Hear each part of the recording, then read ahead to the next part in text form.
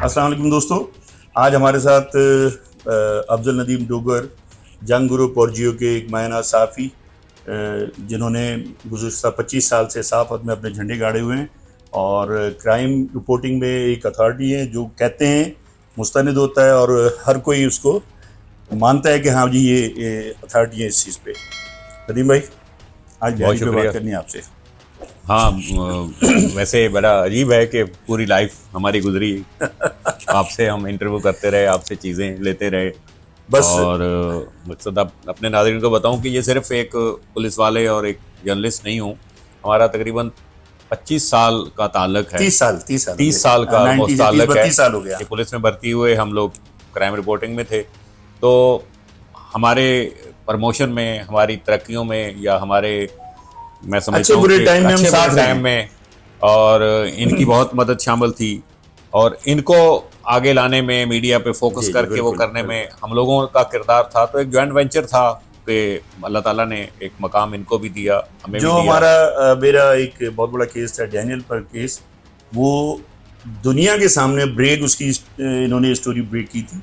जब उसकी डैनियल पर की डेड बॉडी हमने रिकवर की थी, तो वो हमने अपनी तरफ से पूरी कोशिश की थी उस ऑपरेशन को खुफिया रखने की, लेकिन ये हमसे भी बड़े जासूस हैं। तो इन्होंने हमारा वो लाइफ का एक समझिए कि स्टिंग ऑपरेशन था, जिसकी मैं चूंकि उन दिनों एसोसिएटेड प्रेस के लिए काम करता था कराची से। तो मेरी उस वक्त की ज़िंदगी की सबसे बड़ी ब्रेकिंग, सबसे बड़ी न्यूज़ वो थी जिस पे मुझे मकसद आप ये समझ लें कि मैं एक 25,000 का उनके साथ एम्प्लाई था और उसके बाद में $800 पे और दीगर सहूलतों के साथ एज ए स्टिंगर मैंने काम शुरू किया। खैर, ये चीज़ें तो चलती रहती हैं। बहुत शुक्रिया। हमने आज फ़ायदा उठाया, नदीम भाई ह्यूस्टन विजिट पे आए, तो दोस्त हैं हमारे, और रिक्वेस्ट मैंने की कि जी आज एक व्लॉग में मेरी मदद करें। और लियारी पे जितने इन्होंने काम किया है, इसलिए कि इन्होंने तमाम चीज़ों को बड़े करीब से देखा है। पहले रहमान डकैत, अरशद पप्पू की गैंग वॉर को, फिर उज़ैर बलूच, और उससे आगे जो भी सिलसिला आया है, फिर पूरे ऑपरेशन को इन्होंने कवर किया है। तो कोई पहलू इनसे छुपा हुआ नहीं है। तो नदीम भाई, मैं आपसे लियारी पे आज से बात करना चाहता हूँ। मुझे बताएं, उज़ैर बलोच और उससे पहले रहमान डकैती गैंग, और ये क्या वजह थी, कैसे शुरू हुई, किस तरीके से, ये तो सबको पता है।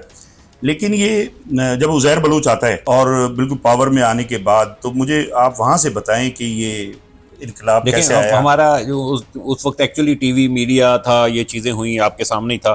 मेरे साथ थोड़ी सी एडवांटेज लियारी के हवाले से ये रही कि मैं खुद लियारी का जी जी मकीन था। जी जी। मैं लियारी में रहता रहा। फिर जब हालात ख़राब हुए तो मैं वहाँ से मूव हुआ। तो रहमान डकैत या अरशद पप्पू या उज़ैर बलोच, ये तो अब ताज़ा तरीन जो आसपास का दौर था उसकी कहानी है, मैं समझता हूँ। तो उससे पहले जो हमने वो भी चीज़ें देखी हुई हैं कि जो रहमान डकैत था वो किसका बच्चा था। जी जी, बिल्कुल। ठीक है, वो हाजी लालू का बच्चा था, हाजी लालू के साथ चलता था। फिर इसी तरीके से बाबू डकैत था जो इनका राइवल था। कोई मनशियात रोकता था, कोई मनशियात बेचता था, कोई मनशियात बेचने पे पैसे लेता था। तो ये पूरा एक लियारी के अंदर ये कल्चर था, जी जी जो कि कई दहाइयों पर मुश्तमिल है, मैं समझता हूँ। लेकिन उसमें संगीनी जो आई वो बिल्कुल उस वक्त आई कि जब इनके आपस के हालात बिगड़े। जिसे हाजी लालू का ख़ानदान था, वो पाक कॉलोनी जहानाबाद में रहता था। ये लोग लियारी में रहते थे, रेक्सर लाइन में इनका सेटअप था पूरा। तो जब इनके आपस में चपकलिशें हुई, फिर कुछ इनके जो ख़ानदानी मामलात हुए, उसमें एक दूसरे के खिलाफ कोई उसको उठा लिया, उसको मार दिया। तो ये झगड़े बनते बनते बनते आखिरकार एक बड़े गैंगवार की शक्ल जैसे कि अख्तियार की जी, आपके बिल्कुल। सामने ही था। और डेली क्योंकि वहाँ होता था कि फिर ये वो हालात थे कि जब मुझे उन दिनों 2003 में अपना ज़ाती घर लियारी से छोड़कर जो है वो किराए पे मुंतकिल होना पड़ा। अच्छा, वो इन्हीं वजूहत की बिना पे कि ज़ाहिर है कि धमकियाँ मैं मिल रही मीडिया होंगी पर्सन आपको। था। धमकी तो देखें आज तक नहीं मिली 30 साल की कवरेज में किसी से बराह रास्त किसी ने धमकी दी हो। लेकिन एक सेफ्टी के लिए, अपनी बचाव के लिए करता है कि इंसान, कि आप अगर उस इलाके में रहते हुए उनके खिलाफ खबरें दे रहे हैं या उनके चीज़ें कवर कर रहे हैं, उनके अगेंस्ट कोई चीज़ें हो रही हैं, तो जाहिर है अपनी और अपने बीवी बच्चों की ज़ाहिर है, इंसान को ज़ाहिर है। वो होती उस है। वक़्त तो जिस हालात ये भी वो इतने ख़राब थे। हालात थे ऐसे। तो खैर बहुत ज़्यादा वर्स्ट सिचुएशन हुई। फिर उसके बाद इस इनकी आपस में रहमान डकैत और अरशद पप्पू की, ये उनके ऊपर जो है पुलिस के साथ वो थे। और बड़ी दिलचस्प बात इसमें यह थी कि पुलिस की भी हमने देखा कि उस वक्त ग्रुपिंग थी। जी हाँ। पुलिस का एक ग्रुप ऐसा था कि जो हाजी लालू या अरशद पप्पू और उनके जो पूरा ख़ानदान था, जो उनके ज़्यादातर जो इनका काम मनशियात का ही था, क्योंकि और कोई बिजनेस हमने आज तक उनका देखा नहीं है, उनकी सपोर्ट करता था। उनसे उनको ज़ाहिर है पैसे मिलते थे। दूसरा एक ग्रुप ऐसा था जो इनकी सपोर्ट करता था। तो यूं फिर इदारों का भी बीच में हमने देखा कि टकराव होता था, तदाद होता था, कोई उनके लिए मुखबरी कर रहा है, वो उनके लिए मुखबरी करता है, तो ये सारी चीज़ें होती थी। लेकिन उसमें जब बराह रास्त जब फिर इनको मिस होना पड़ा, गायब होना पड़ा, अरशद पप्पू को गायब होना पड़ा, आपके सामने रहमान डकैत को होना पड़ा, तो इसी अरसे के अंदर जो बीच में एक फ्रीक और आता है उज़ैर बलोच। तो इनके जो उज़ैर बलोच बुनियादी तौर पर स्टूडेंट था, शायद बहुत अच्छी उसमें कर रहा था, लेकिन इनके इसका जो बैकग्राउंड था, उसका बाप गो के वो ट्रांसपोर्ट का काम भी था, लेकिन मंशियात फरोश तो सब थे। उज़ैर बलोच, लेकिन इनका ज्यादा अपनी फैमिली, देखिए ट्रांसपोर्ट का काम बेसिकली तो ट्रांसपोर्ट का काम था, जो शो करते थे जो लोग, मामा फैजू नाम था मेरा ख्याल, मामा फैजू ट्रांसपोर्टर थे। हम सबसे आके मिलता था, पुलिस को काम भी करवाता था, इंफॉर्मेशन देना, इसके अलावा लियारी में बहुत से मसले मसाइल होते थे, तो वो पुलिस के साथ टच में रहता था। टच में था, वो इसलिए था कि बेसिकली ट्रांसपोर्टर का काम हम आप समझते हैं कि कोयटा, बलोचिस्तान, खुजदार, गड्डानी और गवादर बसें जा रही हैं, तो एक्चुअली अगर आप देखें हमने जब इस पे वर्क किया तो जितना उस बसों का एक्सपेंस होते हैं आने जाने के ट्रिप के, उतने उनको मुसाफिरों का किराए से मद में पैसा नहीं मिलता। इनको जो बहुत ज्यादा पैसा मिलता है वो तो एक स्मगल्ड आइटम के ऊपर मिलता था, या ये मनशियात लाते थे, जैसे कि आपने कहा कि जाहिर है इनका कनेक्टिविटी थी, तो उनको किसी मामले में आज अरशद पप्पू के लोगों ने, खुद अरशद पप्पू उसमें इन्वॉल्व हुए, अगवा किया आज मामा फैजू को, तो उसके बाद उन्होंने मार दिया और तावान भी ले लिया और बोरी में बंद लाश उसकी। उसको जब मैंने पकड़ा था उससे मैंने ये पूछा था इसको मारने की वजह, पप्पू कहता है कि जी हम जब इसको उठा के गए, इसको टॉर्चर करते हुए, हम मारना नहीं चाहते थे इसको, हम बस ऐसी, बूढ़ा आदमी था, बस वो गोली लगी है तो उसमें फिर उसका खून ज़्यादा बह गया, तो इस वजह से वो कहता है कि हमारा मकसद ये नहीं था, हम सिर्फ बेइज्जत करना चाहते थे रहमान को। ओके। तो लेकिन आपको पता है फिर लड़ाई रुकी नहीं, फिर उसका रद्द-ए-अमल हुआ कि वही जो एक पढ़ा लिखा नौजवान था उज़ैर बलोच, जिसे का वो इस मैदान में आ गया। फिर जब अरशद पप्पू जो थे एक पुरस्कार मुकाबले में चौधरी असलम और उनकी टीम के हाथों मारा गया, तो उसके बाद नहीं, पप्पू रहमान मारा गया, रहमान मारा गया, हाँ रहमान जब मारा गया तो फिर उसके बाद उस तमाम जो वो था उसकी सरबराही बाकायदा दस्तार बंदी से उज़ैर बलोच को दी गई। फिर उज़ैर बलोच और इनकी उज़ैर बलोच कैसे इतना पावरफुल हो गया, वो मेरा सवाल ये था। हाँ, उज़ैर बलोच बेसिकली एक तो पॉलिटिकल सेटअप पूरा जो था वो उसके पीछे आ गया था। आपको पता है कि उस वक्त जुल्फ़िकार मिर्ज़ा खास तौर पर उनके पीछे था और उसके साथ साथ पीपल्स पार्टी की पूरी क़यादत उसके पीछे थी।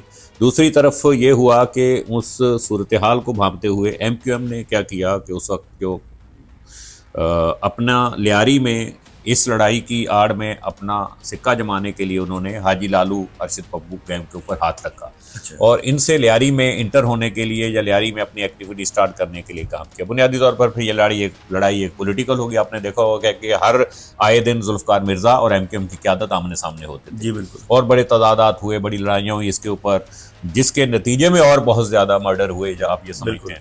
तो मैं समझता हूँ कि अरशद पप्पू के ऊपर के जिस अंदाज से फिर अगवा किया, शायद वो आपने कभी बताया हो लोगों को कि किस तरीके से टॉर्चर करके उसके नहीं उसको किस तरीके से, हाँ, वो पुलिस वाले इन्वॉल्व थे उसमें, अगवा किया। उसके अंदर हमारे कुछ पुलिस के लोग थे, वो चांद खान, जावेद बलूच, वो मारे भी गए। फिर उनको बुनियादी तौर पे एक कमांडो के नाम से एक सब इंस्पेक्टर था जिसने, जो अरशद पप्पू का बहुत दोस्त था, उसने अरशद पप्पू को वहाँ से एक डांस पार्टी अरेंज की बदर कमर्शियल पे, डिफेंस में। अच्छा। और एक फ्लोर के ऊपर वहाँ पर इनकी पार्टी होती थी। ये कमांडो कौन सा था? ये कमांडो था, मैं बताता हूँ। अच्छा, वो जो है जब वो पार्टी हुई तो उसने डबल क्रॉस किया। देखने वाले ये नहीं समझे कि सर्वर कमांडो की बात। नहीं, सर्वर कमांडो नहीं, वो मारा गया खुद। वो जो कमांडो था वो भी एक बहुत, एक तो जावेद बलूच था ना, जावेद नहीं, ये एक कमांडो नाम का एक सराइकी सब इंस्पेक्टर था जो कि ज़ीशान काज़मी की टीम का बंदा था बुनियादी तौर पे। तो वो जो था उसमें मुलव्वस था। उसने उसके जो घर पे जब रेड की, उसको जब उनको लाया, जहाँ पर उसने डबल क्रॉस किया, इधर से इनको टिप दी अरशद पप्पू के लोगों को, और उस पर 50 लाख रुपए उसने रिसीव किए थे अरशद पप्पू और उसके 2 लोगों को वहाँ से अगवा कराने को, टिप देने के। तो इस दौरान ये जहान खान और पूरी टीम जो पुलिस वालों की थी, जो लियारी के थानों में SHO लगे हुए थे, ये सारे के सारे वहाँ गए। ये लोग इनको फिर अरशद पप्पू, इसके भाई और इसके एक तीसरे साथियों को वहाँ से मारते पीटते अगवा करके लाए, लियारी में लेकर आए। तो लियारी में फिर उज़ैर बलोच, जो जिनके ऊपर इल्ज़ाम है इनके बराह रास्त कत्ल का और इन चीज़ों का, तो उन्होंने जो है वो तो वीडियोस भी आई हैं, वीडियो तो आई थी, लेकिन वो कोई बराह रास्त आपको पता है कोर्ट एविडेंस नहीं लेती, लेकिन लोगों को तो पता है कि किसने सबके सामने मारा है। और बहुत ही मैं समझता हूँ कि उस वक्त की एक बर्बरियत का ये कत्ल कहलाया था, बेरहमी का। जैसे कि बताया था कि उनको बहुत तशद्दुद किया गया, उनको जिस तरीके से बेइज्जत करना चाहते थे वो किया, करने के बाद माफियां भी मांगी उसने, लेकिन इसके बावजूद उन्होंने उसको गोलियां मारी। गोलियां मारने के बाद मकसद एक तरह से टुकड़े किए लाशों के, सर कलम किए, और फिर एक बड़ी जो घिनौनी उस वक्त की एक बहुत ही मैं समझता हूँ कि चीज़ सामने आई थी, वो कि उनके सरों के साथ फुटबॉल खेली, और फुटबॉल खेलने के बाद फिर उनकी जो लाशों की वाक़यात थी उनको लकड़ियां जमा करके आग लगाई। आग लगाने के बाद उनको जो है वो गटर में बहा दिया। तो अक्सर मैं ये बात करता हूँ कि अरशद पप्पू के मर्डर या अरशद पप्पू और उसके साथियों के जो कत्ल की जो मुकदमा है, तो उसमें मैं समझता हूँ कि जो उज़ैर बलोच जैसे कि दूसरे मुकदमा से ऐसे है, मैं बाज़ों का सोचता हूँ कि शायद हमारी अदलिया को या पुलिस को भी बहुत जल्दी होती है कि इतनी तेज़ी से उज़ैर बलोच के ऊपर जो मुकदमा केसेस तो सारे खत्म हो रहे हैं, लेकिन अभी कुछ दर्जन भर जो केस बाकी हैं, उसमें जो अरशद पप्पू मर्डर केस है वो भी बाकी है। लेकिन जो मैं अपनी एक्सपर्टी या मैं अपने अंदाज से कोर्ट में गवाह नहीं, मैं जो बात करना चाह रहा हूँ वो ये है कि आप पुलिस वाले हैं, आप या अदालत जब किसी मुल्ज़म को चलान देती है तो उसमें क्या होता है कि सबसे मेन बात कत्ल के मुकदमे में 302 जिसमें लगी हुई हो दफ़ा, उसमें सबसे अहम चीज़ होती है दफ़ा 144 का आपका लेटर, 164 दफ़ा 164 का तो बयान होता है, 147 का एक वो होता है 174 174 की एक कार्रवाई होती है लाश की, कि जो इस केस में हुई नहीं, वो 174 की कार्रवाई हुई नहीं क्योंकि लाशें मिली नहीं। दूसरी एक बड़ी चीज होती है कि कोर्ट में साबित करने के लिए कि आपको पोस्टमार्टम देना है कि बंदे को मारा किस तरीके से।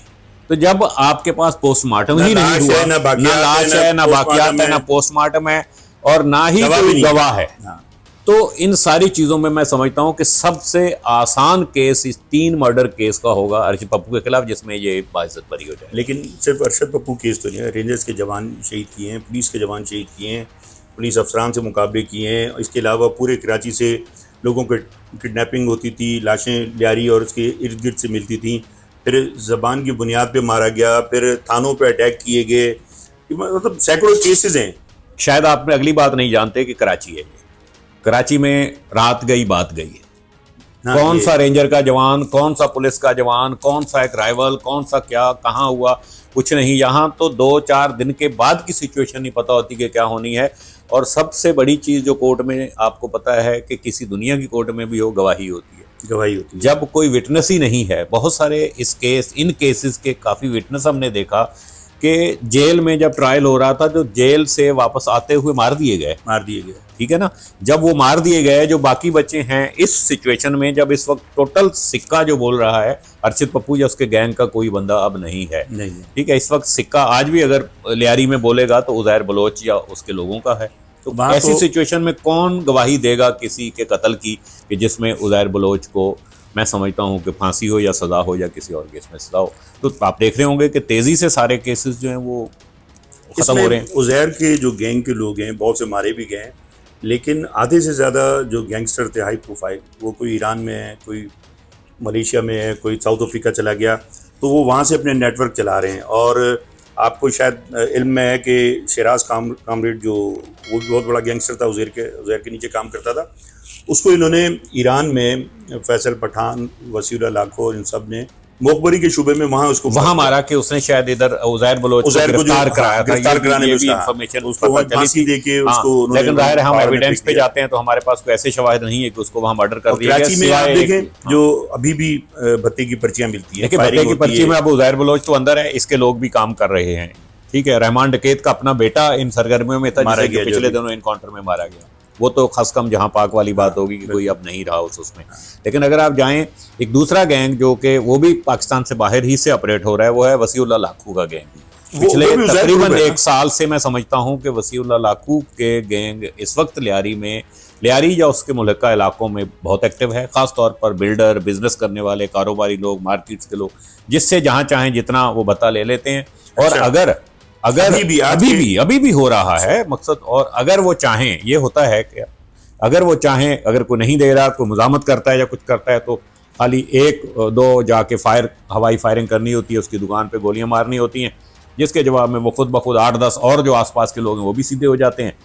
तो ये तो सब चलता है, आपको पता ही है। लेकिन पुलिस और रेंजर्स ने जो काम किया है लियारी के हालात बेहतर करने में, तो उसके बाद आप समझते हैं कि हालात दोबारा उस तरफ जा सकते हैं, बदअमनी वैसी आ सकती है जो उज़ैर और उसके बाद होती रही है? देखिए, मैं समझता हूँ कि इस वक्त तो सबसे बड़ा कराची का मसला है, जो लियारी का मसला है, मैं समझता हूँ कि बदअमनी नहीं, इस वक्त स्ट्रीट क्राइम है। अच्छा, वो तो पूरे कराची का है। और स्ट्रीट क्राइम से जुड़े हुए जो दूसरे लोग हैं, किडनैपिंग की वारदातें जैसे कि मैंने बताया, और भत्ता सर अभी भी फहरिस्त मैं समझता हूँ कि स्ट्रीट क्राइम के बाद अगर कराची में चीज़ें हो रही हैं वो भत्ते की हो रही हैं। हमारे ये अगर वीडियो देखेंगे वो ज़ाहिर है हमसे सबूत मांगेंगे, ये सारी चीज़ें हैं, लेकिन कराची में और कहाँ किन चीज़ों के सबूत मिलते हैं? डेली कितने लुटने वाले लोग होते हैं, मैं समझता हूँ कि उनकी तादाद 10 हज़ारों तक जाती है, लेकिन जो आप FIR स्ट्रीट क्राइम की दर्ज होती हैं वो शायद दर्जनों तक बहुत से लोग नहीं होती आते नहीं ना, कोई बहुत सारी लोग, क्योंकि इतमाद उठ चुका है, कोलैप्स हो चुका है पूरा सिस्टम एक तरह से, मैं समझूँ इसका। बात रही कि लियारी में सिचुएशन ऐसी हो सकती है, मैं समझता हूँ कि उज़ैर बलोच के ऊपर जब मुकदमात ख़त्म हो जाएंगे, उज़ैर बलोच रिहा होता है या उज़ैर बलोच अगर लियारी में वापस आता है, तो शायद इस टाइप की सिचुएशन दोबारा हो सकती है, जिसके मुझे चांसेस कोई नज़र नहीं आ रहे कि उज़ैर बलोच के अगर तमाम केसेस भी ख़त्म हो जाएं, मैं समझता हूँ कि वो वापस नज़र नहीं आ रहा मुझे कि वो लियारी में अपने उस पे आए वापस और काम करे। इंफॉर्मेशन की बेस पे कह रहे हैं या अपने तजुर्बे की बुनियाद पे? इसका मतलब थोड़ा आसान अल्फाज में इसको बताएं, क्या मतलब है? एक्चुअली मसला ये होता है कि एक शेर है कि शरीके जुर्म ना होते तो मुखबरी करते, हमें तो खबर है दुश्मन के हर ठिकाने की। तो उनके आसपास के लोग जो हैं वो शरीके जुर्म ज़ाहिर रहे हैं। अच्छा, आज आके वो बाहर अगर कोई पर्देफाश करता है या वो पॉलिटिक्स ज्वाइन करता है या कुछ चीज़ें करता है, तो आपको पता है कि कितने लोगों के वहाँ पर वो उतरेंगे। तो जो मुझे लग रहा है कि शायद वो अपनी ज़िंदगी में तो वापस नहीं आ सकता। मतलब केसेस खत्म हो जाए या सजा हो जाए, कुछ भी हो, वो अब जिंदा बाहर कदम नहीं रखेंगे। ये बिल्कुल ऐसा लग रहा है मुझे कि वो वापस नहीं आने की मुझे नज़र आ रही, क्योंकि उसके बाद 10 इदारों के पास चीज़ें होती हैं कि एक MPO होता है, उसके तहत आप नज़रबंद रख सकते हैं। कुछ लोग बीमारियां भी हो जाती हैं, जब आप मुसलसल कैद में रह सकते हैं तो आपको कुछ आर्जा लाहक हो सकता है, आपके साथ कुछ मिसहैप हो सकता है, 10 चीज़ें होती हैं। तो बहरहाल तो मैं समझता हूँ कि ठीक है जैसा है। बहुत अच्छे तरीके से अफजल नदीम डोगर ने लियारी पे और कराची पर भी कुछ बात की, और इनके पास टाइम कम था लेकिन उन्होंने बहुत अच्छे तरीके से एक खुलासा पेश किया है। और जो आखिर में इन्होंने बात की है वो मेरे लिए आज की बहुत अहम बात है कि जी उज़ैर बलूच केसेस ख़त्म हो जाए, उसके बावजूद भी हो सकता है बाहर ना आ सके। तो चले देखते हैं डोगर साहब, इंशाल्लाह आपसे फिर बातचीत रहेगी। बहुत शुक्रिया, आपने टाइम निकाला। Thank you sir. Thank you. हाफिज़।